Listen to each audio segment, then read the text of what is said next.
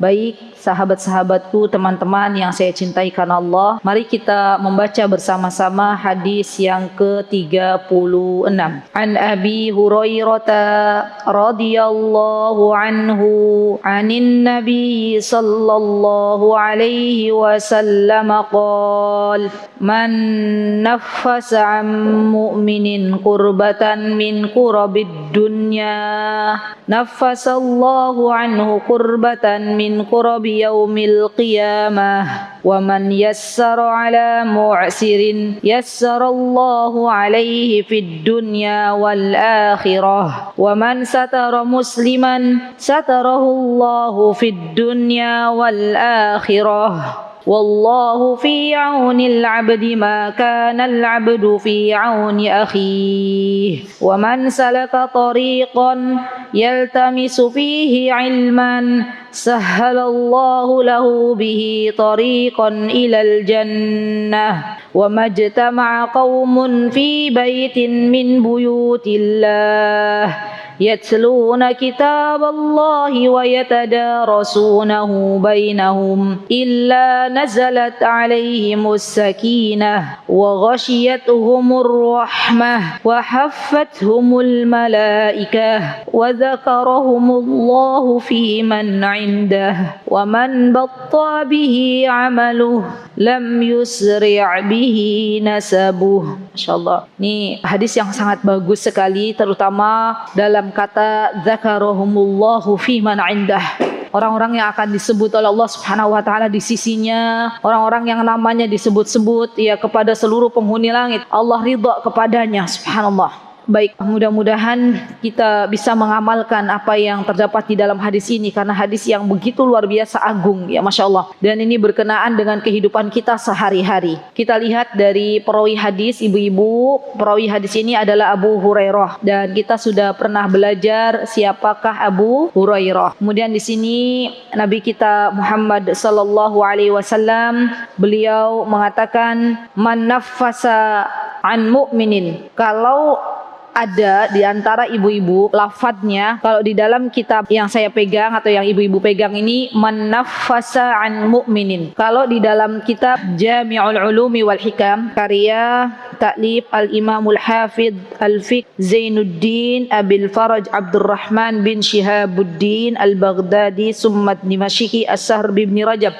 punya Ibnu Rajab. Nanti kalau ada ibu-ibu yang punya Syarah Arba'in Nawawi ya, Jami'ul Ulum wal Hikam di bawah. Insyaallah nanti kita akan merujuk ke sini. Baik, di dalam kitab Jami'ul Ulum wal Hikam karya Ibnu Rajab, di sini bukan man naffasa an mu'minin, tapi di sini man nafasa an mu'minin, tidak ada tasdidnya. Man nafasa an mu'minin, ya boleh. Jadi tidak bertasdid juga tidak apa-apa, bertasdid juga tidak apa-apa. Ya, yang jelas insyaallah tidak akan merubah makna. Baik, ibu-ibu yang dimuliakan oleh Allah Subhanahu wa taala, di dalam hadis ini Rasulullah sallallahu alaihi wasallam ingin memberitahukan kepada kita, subhanallah. Apa beliau ingin beritahukan kepada kita? Man naffasa an mu'minin kurbatan min kurabid dunya. Kata Rasulullah SAW, barang siapa, man itu barang siapa. Nafasa, disebutkan nafasa itu adalah artinya nafasa barang siapa yang dia menghilangkan, meringankan. An mu'minin, kesulitan di antara kurbatan, kesulitan di antara kesulitan bagi orang-orang beriman, min kurabid dunya, di antara kesulitan yang dialami orang beriman di dunia, subhanallah, maka balasannya akan Allah beri, teman-teman, naffasallahu anhu kurbatan min kurabi yaumil qiyamah. Maka Allah akan bebaskan ia, akan ringankan kesulitan yang akan ia hadapi min kurabi yaumil qiyamah. Lihat, kalau tadi disebutkan kurbatan itu satu kesulitan. Kurab, di sini ada kurab ibu-ibu. Kurab itu jamak dari kurbatan. Berarti barang siapa yang meringankan satu kesulitan seorang yang beriman di dunia, maka Allah akan meringankan baginya kurab, kesulitan-kesulitan pada hari kiamat. Allahu Akbar. Kita meringankannya berapa kesulitan, Bu? Untuk saudara kita? 1. Dibalasnya berapa? Berlipat-lipat. Subhanallah.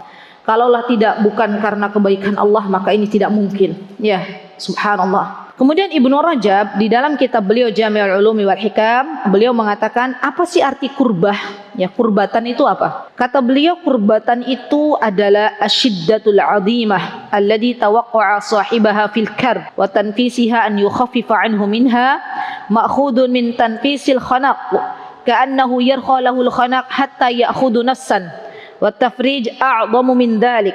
Kata Ibnu Rajab, kurbatan itu, yang dimaksud dengan kurbatan di sini, kata beliau, meringankan, maksudnya adalah seakan-akan begini. Jadi kalau ada orang tercekek dengan sesuatu, terus datang orang melonggarkan, dan akhirnya dia tidak tercekik. Paham ya? Nah, kesulitannya itu mungkin ada orang yang subhanallah dalam satu hari itu dia sudah tidak lagi menemukan makanan. Alhamdulillah wa syukurulillah, kami pernah ya, jadi bukan beberapa kali ya, Masya Allah, entah siapa yang memberitahu. Jadi pernah di dalam kehidupan kami, ada orang datang ke Joglo 1. Kemudian orang itu bilang gini, waktu itu suami saya yang bertemu laki-laki, Mas, ini Joglo 1? Iya. Mas, saya tadi dikasih tahu sama orang-orang yang sekitar puskesmas sana, katanya kalau mau sesuatu ke sini katanya. Terus suami tanya, ada yang bisa saya bantu nggak, Pak?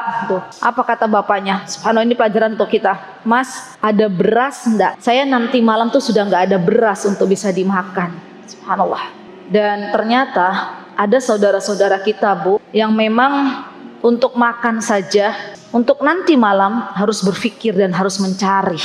Dan ini merupakan pelajaran untuk kita. Terkadang kita memikirkan sesuatu, apa yang akan kita makan besok. Padahal Rasulullah SAW mengatakan, barang siapa yang Allah berikan rizki, dan rizki tersebut adalah makanan yang bisa ia makan untuk hari ini. Artinya dia punya beras yang bisa dimakan pagi hari, siang hari, dan malam hari. Maka kata Rasulullah SAW, ia seakan-akan mendapatkan dunia beserta isinya. Subhanallah. Dan barang siapa yang dia bangun tidur dalam keadaan aman, subhanallah, dan alhamdulillah kita berada dalam keadaan aman, maka ia pun mendapatkan kebahagiaan. Sungguh ini pelajaran bagi kita semuanya, untuk menenangkan jiwa-jiwa kita yang senantiasa berangan-angan entah kemana. Sungguh ini pelajaran untuk kita semuanya, bahwa ternyata ada banyak orang-orang di luar sana untuk mendapatkan makanan malam hari untuk bisa dimakan saja tidak ada di rumahnya. Allahu Akbar. Kemana kita selama ini dalam bersyukur kepada Allah Subhanahu wa Ta'ala? Kita terkadang banyak mengeluh, ya. Kita terkadang belum mampu untuk bersyukur, dan orang-orang yang di sana, di luar sana, mereka bahkan ada yang hanya memiliki garam untuk bisa dimakan saja, mereka bisa mengucapkan kata alhamdulillah. Maka teman-teman yang dimuliakan oleh Allah, barang siapa yang Allah kirim orang-orang kesusahan kepada teman-teman semuanya, maka yang pertama kali kita harus mengucapkan alhamdulillah. Apa yang harus kita ucapkan? Alhamdulillah. Kenapa saya katakan alhamdulillah? Karena dengan itu Allah membuka pintu kebaikan untuk kita. Allah menyediakan orang-orang yang akan menghantarkan harta kita sampai ke akhirat. Subhanallah. Kita tidak lagi mencari. Karena saya pernah juga berjumpa dengan seseorang yang ia ingin bersedekah harus mencari. Ya, siapa orang yang butuh, siapa orang yang butuh. Allah sudah mudahkan orang datang kepada kita, dan itu artinya membuka kesempatan untuk diri kita berbuat baik kepadanya. Subhanallah. Coba, kadang ada orang yang datang kepadanya, orang yang susah, kemudian dia menghardik orang tersebut, ya, dan mengatakan, kenapa kau datang kepadaku, tidak datang kepada tetangga, ya. Subhanallah, padahal jelas sebenarnya itu adalah kesempatan kita untuk berbuat baik. Maka dari itu, yuk saya ajak diri saya dan teman-teman, rajin-rajinlah untuk berbagi kepada siapapun yang membutuhkan. Walaupun subhanallah yang namanya sedekah, ya, itu tidak harus banyak. Ibunda Aisyah radhiyallahu anha pernah didatangi oleh seorang ibu. yang meminta makanan kepada beliau, dan beliau hanya memiliki 1 butir kurma di dalam rumahnya. Allahu Akbar teman-teman, lihat 1 butir kurma.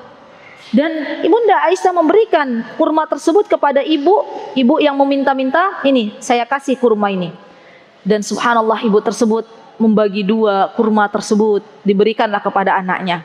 Subhanallah.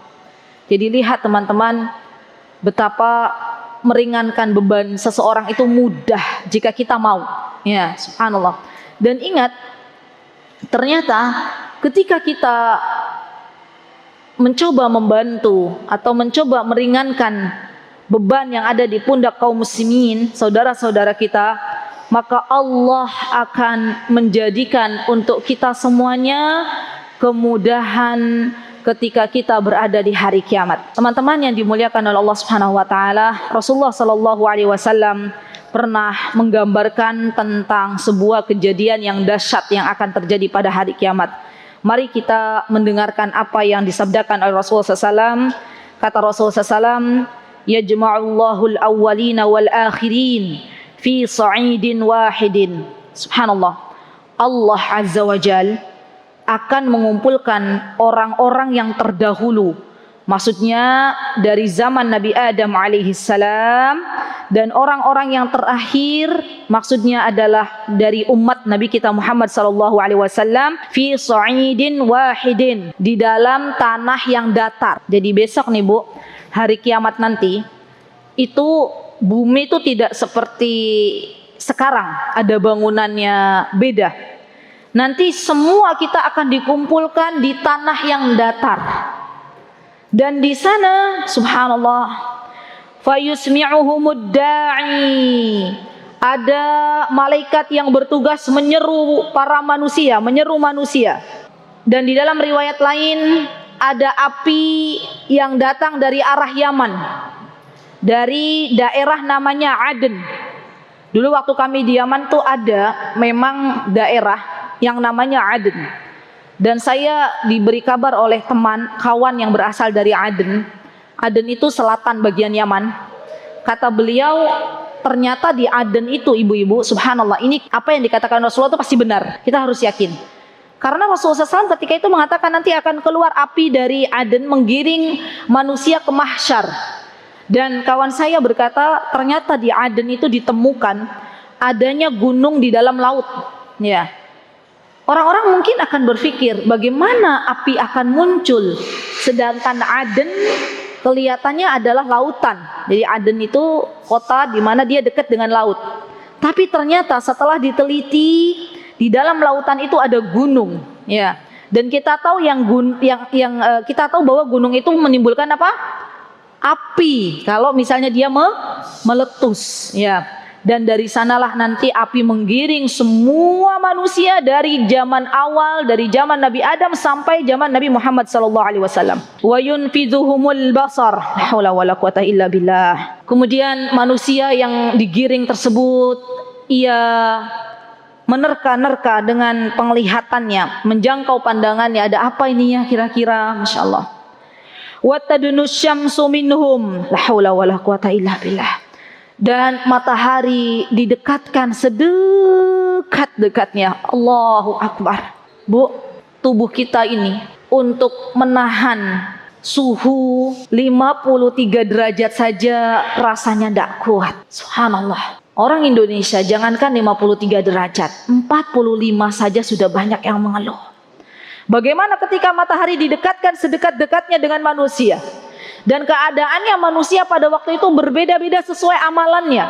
Ada yang keringatnya menenggelamkan ya dada-dadanya, ada yang keringatnya menenggelamkan bahunya, ada yang sampai menenggelamkan dirinya. Semuanya sesuai dengan amalan masing-masing. Allahu Akbar. Maka katanya Rasulullah SAW, fayablughun nasu minal ghammi wal karbi ma la yutiqun wa la yahtamilun. Dan di hari kiamat itu subhanallah, manusia-manusia akan mendapatkan kesulitan-kesulitan yang tidak sanggup mereka hadapi dan tidak sanggup mereka tahan. Subhanallah Bu, ketika Allah memberikan kesempatan untuk menghadirkan suhu 53 derajat saja kepada orang Indonesia waktu mereka umrah, itu mereka pengen cepet-cepet, jadi nggak mau lama-lama di jalan. Kalau habis dari masjid, baik itu masjid waktu itu di Madinah ya, Masjid Nabawi, pengen ke hotel tuh pengen cepet-cepet. Kenapa? Karena kalau kelamaan di luar, bajunya tuh kayak bau gosong, kayak bau apa ya istilahnya, bau matahari tapi yang menyengat ya. Dan itu di dunia mereka sudah tidak sanggup, bagaimana nanti dia di akhirat. Subhanallah. Kemudian fayaqulun nasu ba'duhum li ba'din, maka sebagian manusia berkata kepada sebagian yang lainnya, ala tarawna ma qad balaghakum, tidakkah kalian mencari orang yang bisa tanduruna man yashfa'u lakum ila rabbikum, tidakkah kalian mencari orang yang bisa memberikan syafaat dan kemudian berkata kepada Rabbmu. Allahu Akbar. Disinilah saatnya manusia sibuk mencari syafaat. Allahu Akbar. Orang yang terbiasa membaca Al-Quran, Al-Quran akan datang.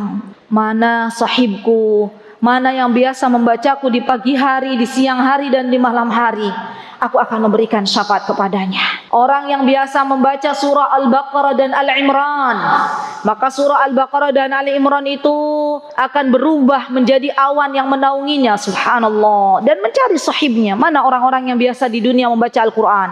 Orang yang sering bersedekah, ia pun akan mendapatkan syafaatnya dari sedekah tersebut. Subhanallah. Orang yang ahli menolong orang lain, yang dia punya kebiasaan menolong orang lain, maka amal solihnya pun akan memberi syafaat kepadanya. Subhanallah. Dan Rasulullah Sallallahu Alaihi Wasallam juga akan memberikan syafaat kepada siapapun yang Rasulullah Sallallahu Alaihi Wasallam akan berikan dan Allah ridai. Subhanallah, Allahu Akbar, termasuk orang-orang yang meninggal di kota Madinah. Oh iya ibu-ibu, saya ingin membagi sedikit tentang sebuah amal soleh dan mudah-mudahan ini bisa diambil pelajaran. Jadi kemarin hari Ahad kemarin, alhamdulillah Allah berikan kesempatan kepada saya dan suami, ya anak-anak ada ikut di rumah untuk ke Magelang. Jadi waktu itu ada jadwal kajian dan pulangnya, sebelum kami pulang ke Jogja itu saya mampir ke tempatnya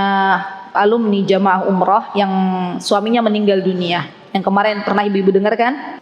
Kemudian saya ke sana sama suami dan ditemui oleh beliau, istri dari bapak yang meninggal di kota Madinah dan putra beliau. Kemudian kita ngobrol. Subhanallah, ternyata setelah kita ngobrol itu saya tidak berusaha untuk bertanya-tanya, mengulang-ulang atau bertanya tentang suami beliau, karena saya takut beliau akan bersedih kembali, ya. Tapi beliau yang waktu itu bertanya kepada kami, dan akhirnya itulah jawaban dari Allah. Beliau berkata kepada kami, Ustazah, saya mau tanya, saya itu sudah ikhlas suami saya dipanggil oleh Allah di kota Nabi. Justru saya menyesal kalau saya menghalang-halangi suami saya untuk pergi umrah. Bisa jadi ia meninggal di sini di Magelang, tapi ternyata Allah berikan yang terbaik untuk beliau. Hanya saja, kata beliau, lihat Bu, sudah ketemu jawaban yang waktu itu saya nyetatus. Saya masih ingat waktu dapat kabar bapak itu meninggal dunia tuh saya bilang gini, amal soli apa ya Pak yang engkau sembunyikan antara engkau dengan Allah, sampai-sampai Allah menganugerahkan di penghujung kehidupanmu hadiah yang terbesar. Dan itu belum saya temukan jawabannya. Kemudian kemarin ibunya bilang begini, saya itu kalau dengar anak saya azan subuh, jadi rumahnya beliau tuh gak jauh dari masjid.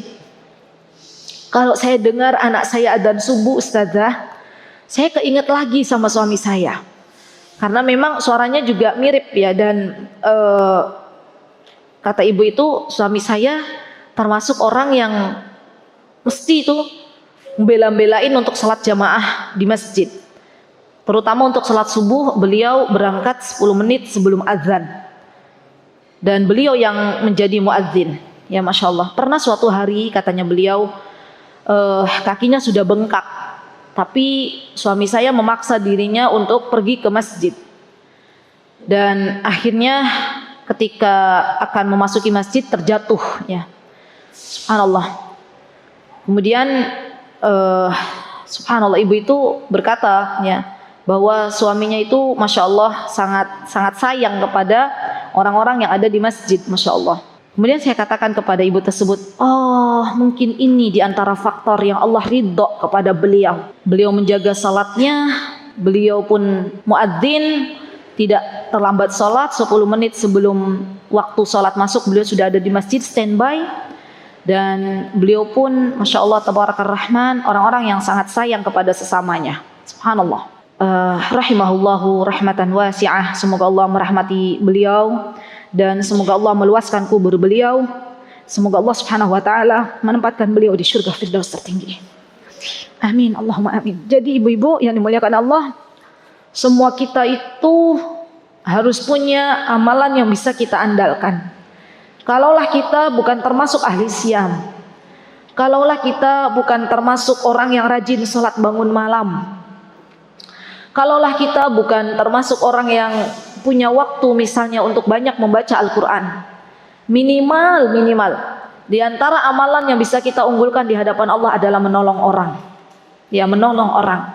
Karena menolong orang itu akan mengundang pertolongan Allah Subhanahu wa taala untuk kita.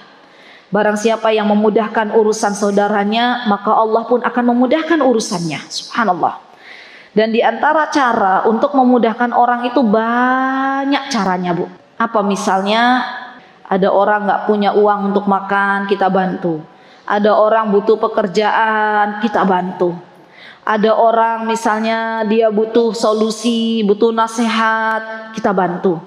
Ada orang dia berhutang, kalau memang kita tahu dia adalah orang yang membutuhkan, maka kita bantu. Ya. Ada orang yang misalnya dia membutuhkan apalagi pakaian, kita berikan pakaian. Ada orang yang kehausan, kita berikan minum. Ya, jadi masih banyak hal-hal yang mungkin sepele ya, tapi kita anggap itu adalah sesuatu yang kecil. Padahal subhanallah, jangan pernah mengecilkan sebuah amalan. Bisa jadi amalan yang kecil, rubba amalin saghirin, bisa jadi amalan yang kecil yang menurut kita itu kecil, ternyata itu besar di hadapan Allah Subhanahu wa taala karena sebuah niat.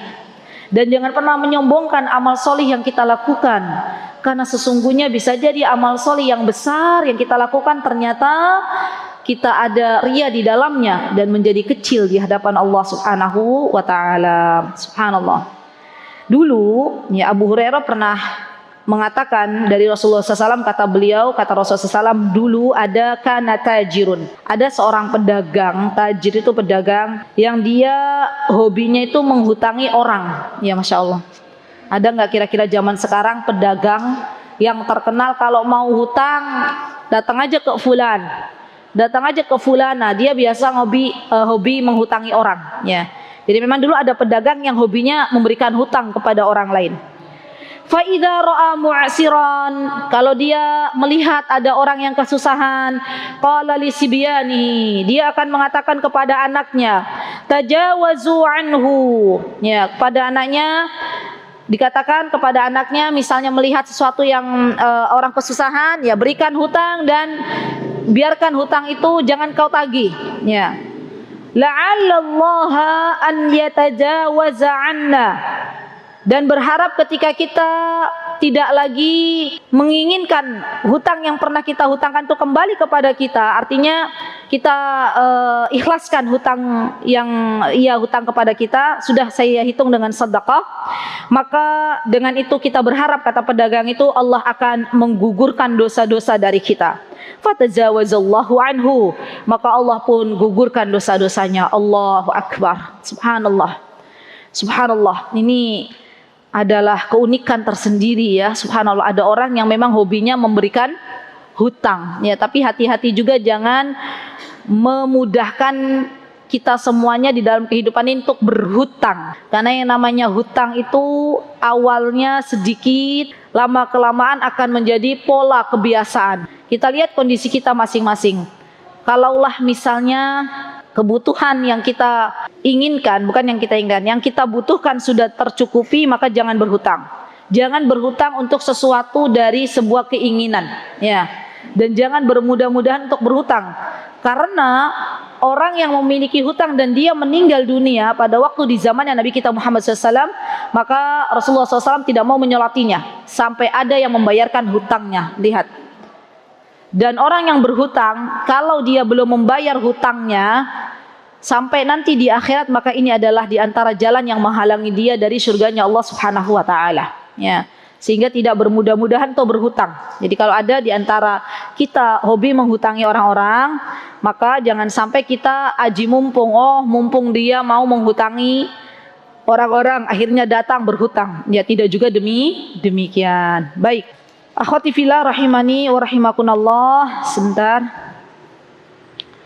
Di sini saya akan coba membaca dari kitabnya Ibnu Rajab. Oh iya, beliau mengatakan bahwa di hari kiamat itu keadaan yang paling tersulit adalah keadaannya orang-orang kafir. Keadaannya orang-orang yang tidak beriman kepada Allah Subhanahu wa taala. Jadi benar-benar mereka itu, karena mereka tidak beriman dengan adanya hari kiamat, mereka tidak beriman dengan adanya hari kebangkitan, maka mereka berada dalam kesusahan. Ibnu Rajab mengatakan wa kana yauman 'alal kafirina 'asira, ya, bahwa pada hari kiamat yang paling tersulit keadaannya adalah orang-orang kafir yang tidak mau beriman kepada Allah Subhanahu wa taala. Ya, alhamdulillah ala ni'matil hidayah.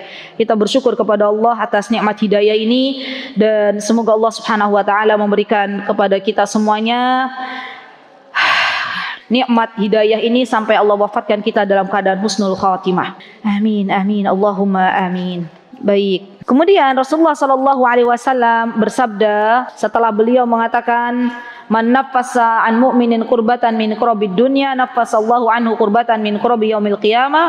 Beliau mengatakan wa man yassara ala mu'sirin. Lihat teman-teman. Barang siapa yang punya hobi, hobinya nih memudahkan urusan orang lain. Subhanallah. Lihat Bu, kaidah Islam itu adalah memudahkan, bukan menyulitkan. Pernah saya dengar seseorang dia melakukan muamalah ya dengan orang lain, kemudian terucap dari perkataan orang lain itu mengatakan begini, le iso suwi ya, le kalau bisa lama ya dilamain, kenapa dipercepat begitu loh dalam pengurusan suatu. Ada orang lain tuh yang mengatakan begitu. Kalau bisa, intinya kalau bisa dilama-lamakan ya udah dilama-lamakan, kenapa harus dipercepat prosedurnya gitu ya. Padahal di dalam Islam tidak demikian. Di dalam Islam kalau bisa dipercepat ya dipercepat, kenapa harus dilama-lamakan? Kalau bisa dimudahkan ya dimudahkan, kenapa harus dipersulitnya?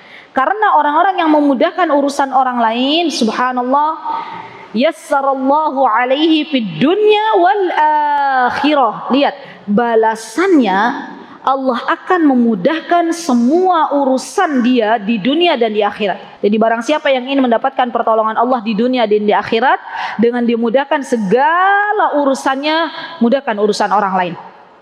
Subhanallah, Allah tuh maha baik Bu. Allah maha baik. Coba ibu cek, pernah nggak kejadian peristiwa di dalam kehidupan ibu-ibu Allah bayar kontan langsung. Ibu memudahkan orang lain, tidak lama kemudian, belum 1 kali 24 jam, datang pertolongan Allah di hari itu. Kita dimudahkan oleh Allah Subhanahu wa taala dalam berbagai perkara di hari itu. Pernah begitu ibu-ibu? Contohnya, ibu yang pakai kerudung hijau. Ya, monggo silahkan. Nyenengan. Contoh realnya misalnya apa ya? Masya Allah. Di hari sebelum 1 kali 24 jam. Subhanallah.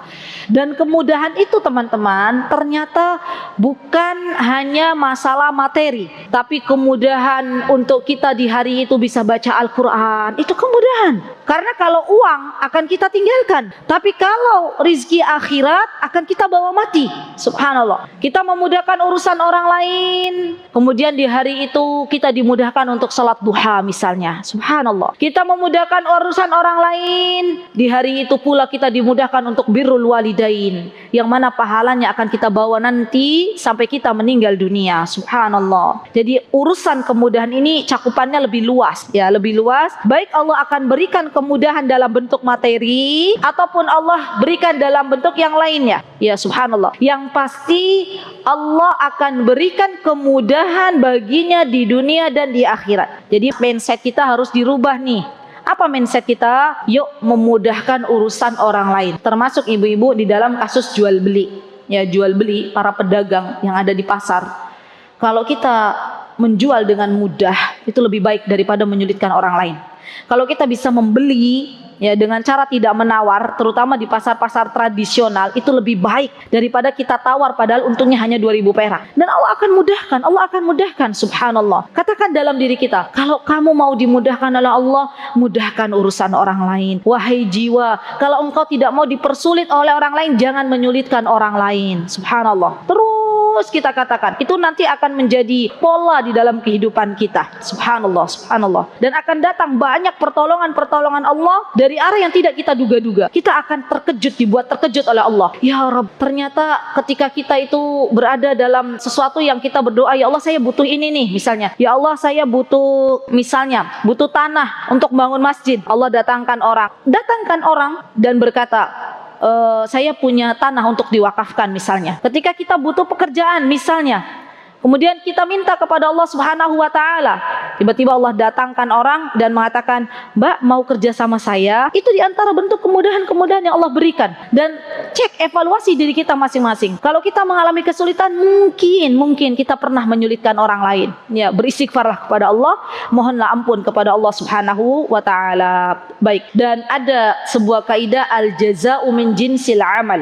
Ya, bahwa al-jaza, balasan itu sesuai dengan amalannya masing-masing. Kalau kita termasuk orang-orang yang banyak berbuat baik, memudahkan urusan orang lain, maka Allah pun akan memudahkan urusan kita baik di dunia maupun di akhirat. Bahkan dalam urusan berbuat amal solih dan memudahkan orang lain itu, kata Ibnu Rajab, pakai dalil yang ada dalam surat Al-Imran, wasari'u. Jadi dipercepat gitu loh. Kalau misal kita punya niat untuk memudahkan orang lain, nggak usah nunggu besok. Besok aja saya nolong orangnya. Belum tentu besok kita masih hidup. Kalau dibukakan sebuah amal solih, Bu, di hadapan kita nih, pada waktu sekarang, misalnya, cepat kita lakukan. Jangan tunggu 2 jam lagi. Jangan tunggu 3 jam lagi. Bisa jadi orangnya sudah nggak ada. Orang yang akan kita tolongnya sudah pergi. Tunggu ya Bu. Kalau kita punya terus kita bilang, tunggu ya Bu, tunggu 1 jam lagi. Ya, bisa jadi kita sudah ditutup amal solih tersebut dari hadapan kita dan kita sudah tidak lagi bisa berbuat amal solih. Jadi kaidahnya adalah wasari'u, percepat ya, subhanallah. Baik, kemudian di sini Rasulullah SAW mengatakan, waman satara musliman. Nah, ini penting juga nih ibu-ibu nih. Barang siapa yang menutupi aib-aib saudaranya dari kalangan kaum muslimin. Subhanallah. Waman satara musliman satarahullahu fid dunya wal akhirah. Maka Allah akan menutupi aib-aibnya di dunia dan di akhirat bagi dirinya. Subhanallah, subhanallah. Ibu-ibu yang saya cintai karena Allah, terkadang kita mendapati seseorang sedang melakukan maksiat misalnya, dan orang tersebut bukan terbiasa melakukan maksiat. Jadi di sini kata Ibnu Rajab, ada 2 golongan dari hamba Allah dalam berbuat maksiat. Yang pertama, golongan hamba Allah yang tidak menjadikan ketika dia berbuat maksiat itu sebuah kebiasaan di dalam kehidupannya sehari-hari. Jadi dia taat kepada Allah, tapi kadang karena keluputan dia berlaku maksiat. Ada nggak orang-orang begitu? Ya ada, kita semuanya begitu ya. Dan kita semuanya begitu. Apakah ibu-ibu menjamin diri ibu-ibu tidak pernah berlaku maksiat? Tidak, saya pun tidak bisa menjamin. Mungkin maksiat saya lebih banyak daripada maksiatnya ibu-ibu semuanya. Mungkin dosa saya lebih banyak daripada dosa ibu-ibu semuanya. Ya, subhanallah. Kalau kita melihat ada orang lain yang dia bukan terbiasa melakukan maksiat, dia bukan pula seorang pemabuk, bukan pula seorang penjahat, di mata kita dia adalah hamba Allah yang salih misalnya. Suatu hari dia melakukan maksiat dan kita tahu dia melakukan maksiat, maka apa yang mesti kita lakukan? Ditutup aibnya, jangan diobral di hadapan kawan-kawannya. Dan biasanya teman-teman yang sering terjatuh ke dalam membuka aib saudara itu perempuan. Kenapa? Karena perempuan tuh hobinya ngobrol. Iya enggak? Perempuan itu hobinya kumpul, ngomong, bilang. Laki-laki bapak-bapak kan enggak itu perempuan ya. Perempuan tiba-tiba bilang, "Jeng, tahu enggak? Kemarin itu ternyata ibu itu, wah enggak nyangka. Dia kok iso yo kayak gitu yo. Saya tuh enggak nyangka," misalnya gitu ya. Lah memangnya kenapa misalnya? Lah dia tuh ternyata begini. Subhanallah. Yang diajak bicara malah menanggapi. Ya. 1 jam ngibahin saudaranya, 1 jam membuka aib saudaranya. Subhanallah. Jadi ditutup rapat-rapat, Bu. Sebagaimana kita pun ingin ketika kita berbuat maksiat orang lain menutupi aib kita, maka kita pun harus demikian. Ketika orang lain dia punya aib, maka kita tutup rapat-rapat. Ya, biarkan hanya Allah dan diri saya tahu atas aib yang terjadi, maksiat yang terjadi kepada dirinya. Ini golongan yang pertama. Golongan yang kedua, ada orang-orang yang dia sudah tidak takut lagi untuk melakukan maksiat di hadapan orang banyak. Misalnya, dia adalah seorang pemabuk misalnya, dan terkenal di kampung itu dia adalah seorang pemabuk. Atau misalnya dia adalah seorang yang terbiasa berhutang dan tidak membayar hutangnya, itu terbiasa, ya. Dan dia terkenal di kampungnya adalah orang yang dia banyak hutang dan sering hutang tapi nggak dikembalikan. Atau misalnya di sini ada orang yang terbiasa mengganggu wanita, yaitu sudah terkenal, wah si fulan tuh mengganggu wanita dia, dan terkenal sekampung dia berbuat maksiat mengganggu para wanita misalnya. Atau misalnya dia melakukan maksiat itu secara terang-terangan, misalnya dia perampok, ya, dan itu terkenal dia adalah seorang perampok. Maka dalam hal ini kita boleh memberitahukan orang lain aibnya dia dengan niat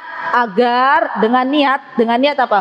Agar orang lain berhati-hati dengan apa yang dia lakukan. Dan pastinya teman-teman, bukan hanya memberitahukan orang lain, tapi juga kita mendoakan pelaku maksiat tersebut agar diberikan hidayah oleh Allah Subhanahu wa taala. Jadi ketika kita melihat pelaku maksiat, jangan hanya menghina, jangan hanya mencemooh, tapi kita juga harus mendoakan. Siapa tahu pelaku maksiat yang awalnya bermaksiat kepada Allah, kemudian Allah berikan hidayah dan Allah jadikan ia sebagai seorang ulama. Siapa di antara ulama yang dulunya terkenal sebagai bandit jalanan, kemudian dia menjadi ulama? Siapa? Adakah yang tahu ibu-ibu? Fudail bin Iyad. Fudail bin Iyad itu ulama yang sangat takut kepada Allah Subhanahu wa taala, ulama yang banyak ilmunya. Beliau dulu adalah seorang bandit jalanan. Tahu bandit enggak? Suka ngerampok, ya. Subhanallah. Dan Allah berikan hidayah untuknya, subhanallah, dan akhirnya beliau menjadi seorang ulama yang sangat takut kepada Allah Subhanahu wa taala. Subhanallah. Maka dari itu jangan kita mencemooh orang yang berlaku maksiat, tapi kita doakan mereka, semoga Allah berikan hidayah. Subhanallah. Saya pernah juga mendengar kisah yang dituturkan oleh Syekh Abdul Razak, dan inilah yang harus kita lakukan ibu-ibu ketika melihat pelaku maksiat. Beliau bercerita suatu hari pada waktu malam bulan Ramadan, 10 hari terakhir bulan Ramadan, malam ganjil, kata Syekh Abdul Razak, beliau akan pergi ke sebuah masjid dan melihat sekawanan para pemuda yang waktu itu sedang di mahatta. Mahatta itu kayak pom bensin, ya. Pemuda itu nyanyi-nyanyi, kemudian Syekh memberikan nasihat kepada mereka, ayo malam ini tuh diharapkan malam Lailatul Qadar, kalian ayo salat di masjid. Dan tak lupa Syekh mendoakan para pemuda itu, semoga Allah yahdikum, semoga Allah berikan hidayah. Subhanallah, apa kata Syekh Abdul Razak? Ketika saya sedang mengajar dan selesai mengajar, datang seorang laki-laki dan dia berpenampilan thalabul ilm, ya. Orang Saudi itu kalau lagi nuntut ilmu pakai gamis, pakai imamah gitu, ya. Datang ke Syekh Abdul Razak dan dia mengatakan kepada Syekh Abdul Razak, wahai Syekh, apakah engkau ingat sebuah peristiwa di malam hari bulan Ramadan yang mana engkau mengajak sekawanan pemuda untuk bertaubat dari nyanyian dan pergi ke masjid dan mendoakan? Kemudian Syekh berusaha untuk mengingat-ingat. Kata Syekh, ya saya ingat. Syekh, saya adalah di antara salah satu dari mereka. Subhanallah, subhanallah. Siapa kira teman-teman, orang yang awalnya berlaku maksiat ternyata Allah berikan hidayah. Maka pesan saya kepada teman-teman semuanya, jangan pernah kita mencaci maki orang yang berbuat maksiat saat ini, karena kita pun tidak bisa selamat dari apa-apa yang akan terjadi di masa yang akan datang. Daripada kita mencemooh, lebih baik kita doakan, dan Allah zat yang maha membolak-balikan hidayah. Subhanallah. Semoga Allah Subhanahu wa taala menjaga hidayah ini untuk kita semuanya, dan semoga Allah jadikan kita sebagai pembuka-pembuka pintu kebaikan untuk orang lain.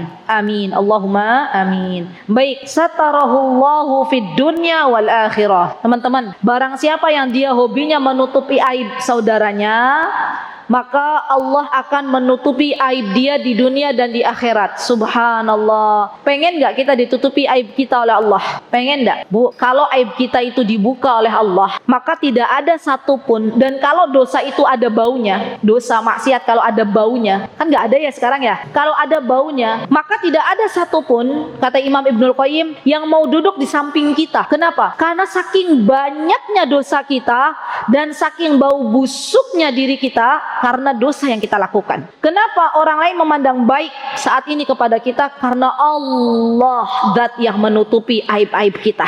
Masya Allah. Masya Allah. Dan bukan hanya Allah menutupi aib kita di dunia, tapi Allah juga kelak menutupi aib kita di akhirat. Besok di akhirat itu ada orang diadili oleh Allah dua golongan. Yang pertama, orang-orang yang diadili oleh Allah dipanggil oleh Allah, sini. Terus datang orang ini, kemudian Allah bilang kepada dia, bukankah engkau waktu di dunia hari ini jam sekian engkau pernah mencuri misalnya? Iya ya Allah, saya pernah mencuri. Bukankah hari ini jam sekian engkau telah menyakiti tetanggamu? Iya ya Allah, saya telah menyakiti. Bukankah hari ini jam sekian engkau tidak taat kepada suamimu? Iya ya Allah, saya tidak taat. Bukankah jam sekian hari sekian engkau meninggalkan sholat? Iya ya Allah, saya lakukan. Hamba tersebut dipanggil empat mata, maksudnya dipanggil hanya dia saja dengan Allah Subhanahu wa taala. Kemudian setelah itu Allah berkata kepadanya, sebagaimana aku telah menutupi aibmu di dunia, maka hari ini aku tutupi aibmu. Subhanallah. Pengen enggak, Bu? Pengen. Allahumma ja'alna minhum, Allahumma ja'alna minhum, Allahumma ja'alna minhum. Semoga Allah jadikan kita orang-orang yang ketika di akhirat dipanggil oleh Allah, benar-benar Allah tutupi aib kita serapat-rapatnya. Amin, Allahumma amin. Dan ada orang-orang yang memang Allah gelar aibnya, ya. Dia dipanggil oleh Allah Subhanahu wa taala, kemudian ia mendekat kepada Allah Subhanahu wa taala, dan Allah mengatakan kepada halayak ramai, wahai halayak ramai, lihat fulan, lihat di depan fulan telah melakukan begini-begini di jam sekian, hari sekian, ya. Dan halayak ramai mendengar apa yang Allah Subhanahu wa taala katakan kepada fulan dosa-dosanya. Subhanallah. Dan ini seburuk-buruk manusia. Subhanallah. Dan kita tidak mau Allah hinakan kita di hari kiamat. Allahumma la tukhzina yaumal qiyamah. Allahumma la tukhzina yaumal qiyamah. Allahumma la tukhzina yaumal qiyamah. Ya Allah, jangan hinakan kami di hari kiamat. Ya Allah, jangan hinakan kami di hari kiamat. Dan ini doa kita kepada Allah Subhanahu wa taala. Baik. Kemudian teman-teman, di sini Allah mengatakan wallahu fi aunil 'abdi ma kana al-'abdu fi auni akhi. Nah, ini hadis di mana kata Rasulullah SAW, sesungguhnya Allah Subhanahu wa taala senantiasa akan menolong hambanya. Subhanallah, tolong digarisbawahi. Wallahu fi aunil 'abdi maka nal 'abdu fi auni akhi. Digarisbawahi dan diingat-ingat, kalau bisa ditulis lagi yang besar, ditempel di depan pintu, di depan kaca, di mana yang ibu-ibu suka lihat. Kalau enggak di pintu kamar. Kemudian ibu tulis lagi, kalaupun enggak bahasa Arabnya, bahasa Indonesianya. Apa? Allah senantiasa menolong hambanya selagi hamba tersebut menolong saudaranya. Tolonglah saudaramu. Jadi judulnya di atasnya tolonglah saudaramu. Kemudian di bawahnya ditulis Allah senantiasa menolong hamba selama hamba tersebut menolong saudaranya. Masya Allah. Jadi ini akan membuat, ya, kalau biasanya kan kalau tulisan suka dibaca terus, itu masuk di bawah alam sadar kita, ya, begitu ya. Dan kita memohon kepada Allah Subhanahu wa taala sambil kita berdoa, memohon kepada Allah, wahai Rabbku, jadikanlah hamba itu orang-orang yang suka menolong orang lain. Yang namanya mengerjakan sebuah kebaikan itu, Bu, tidak akan bisa kita lakukan kalau bukan pertolongan dari Allah. Maka kita minta tolong sama Allah, ya Allah, jadikanlah hamba, jadikanlah suami hamba, jadikanlah anak-anak hamba orang yang ringan menolong orang lain, ya. Dan Allah akan berikan itu kepada kita. Subhanallah. Baik, kemudian di sini wa man salaka tariqan yaltamisu fihi ilman. Ini tentang menuntut ilmu, tentang adab menuntut ilmu. Jadi poin-poin di hadis yang ke-36 ini sejatinya dibagi menjadi dua. Ya, yang pertama adalah poin di mana kita menolong orang lain karena kita mengharapkan pertolongan dari Allah. Kita menutup aib saudara kita karena kita ingin ditutup aib oleh Allah Subhanahu wa taala, dan kita pun meringankan beban saudara kita karena kita ingin diringankan beban kita oleh Allah Subhanahu wa taala. Dan insyaallah kita akan berjumpa di pekan yang akan datang. Barakallahu fikunna jami'an. Mudah-mudahan Allah Subhanahu wa taala memberikan kepada kita kemudahan, mudah-mudahan Allah Subhanahu wa taala memberikan kepada kita kekuatan untuk bisa kita bersama-sama menjalankan apa yang telah kita dengar. Yang pasti teman-teman, jikalau Allah membukakan pintu kenikmatan untuk kita semuanya beramal solih menolong orang, maka bersyukurlah kepada Allah Subhanahu wa taala, karena itu adalah kebaikan dari Allah Azza wa Jalla. Aqulu qouli hadza wa astaghfirullah li wa lakum wa akhiru da'wana alhamdulillahi rabbil alamin. Assalamualaikum warahmatullahi wabarakatuh.